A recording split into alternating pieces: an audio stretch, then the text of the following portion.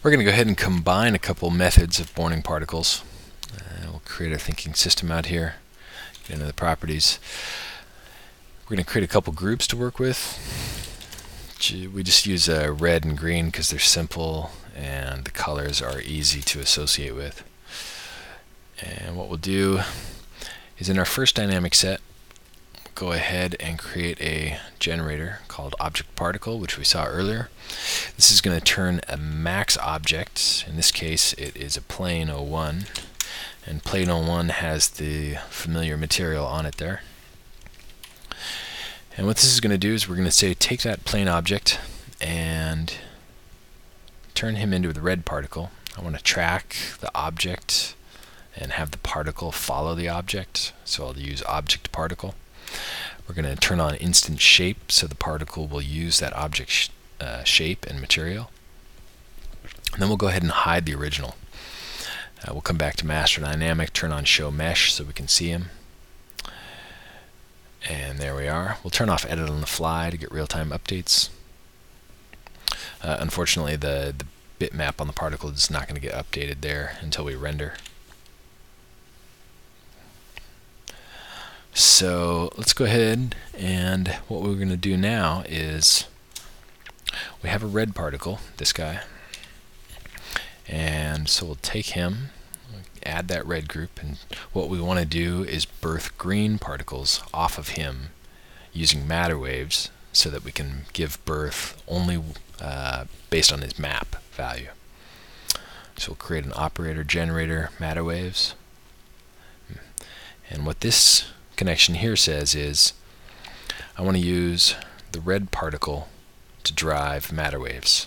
I want to have Matterwaves give birth to particles using the red particles as its source.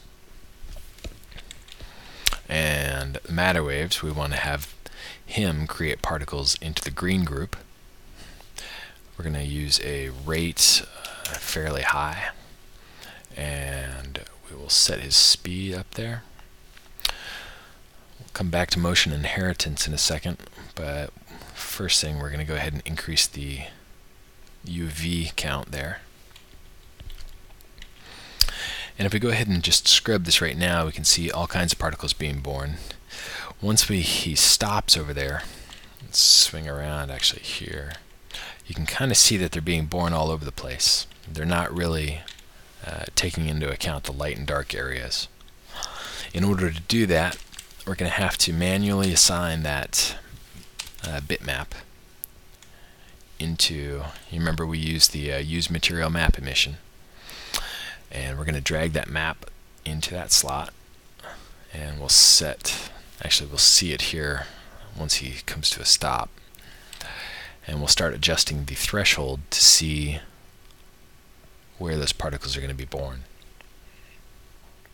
That should be good. Let's actually increase the rate some more. Let's get up to, let's do 5,000. Okay, real easy to see now. Yeah, so wherever it's dark, this red is not going to emit any particles, any green particles. Now remember that we've got a red particle using a scene object. We'll use that scene object, turn him into a red particle, and then that red particle is going to give birth off of his surface using a map value and map control using Matterwaves. So this is just one way to combine particle systems to be giving birth off of each other.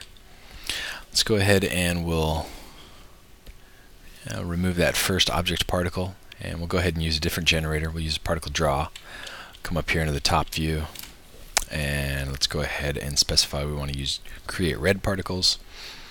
And we'll take special note their lifespan. We'll make them, let's just make them last 50. And we'll go ahead and we'll draw those particles across there. We'll unhide that source object we were using. And let's go ahead and also add another operator here. Let's add a velocity so that these particle draw, they're going to be given an initial velocity at birth. We want them to move in the y direction, some direction variation, and some speed variation. And We don't see those happen yet. Let's see. That's because we had particle draw. We were at frame 67 when we created them. So let's go ahead and remove that, and we'll redraw. Okay. You can see those particles move away there. They're not moving very fast. Let's go ahead and increase that. And of course the matter waves is not going to emit any particles off these right now, because these particle draw red particles that we just created do not have a shape. There's no shape information for them.